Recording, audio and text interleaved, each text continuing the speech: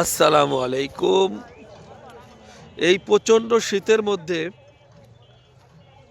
নদীর পাড়ে এসে যে একটা আবহাওয়া শীতের, সেই আবহাওয়ার দৃশ্য যদি আপনি সেই মনোমুগ্ধকর দৃশ্য পেতে চান, তাহলে অবশ্যই এরকম নদীর পাশে আসতে হবে। এরকম নদীর পাশে আসলে আপনি হয়তোবা বুঝতে পারবেন যে শীতের পরিমাণ নদীর সাইডে যেই শীতের যে বাতাসগুলো আসে, সেই বাতাসের যে কি পরিমাণ এখানে ঠান্ডা আপনারা হয়তো বুঝবেন না। দেখাই দেওয়ার চেষ্টা করতেছি আপনাদের। দেখেন শীতের জনবল,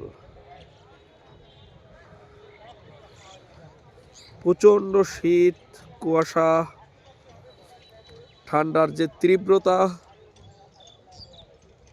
এখানে আসলে হয়তো বা বোঝা যায় যে ঠান্ডা কি পরিমাণ ঠান্ডা। ঠান্ডা ঠান্ডা ঠান্ডা কারে বলে দেখেন।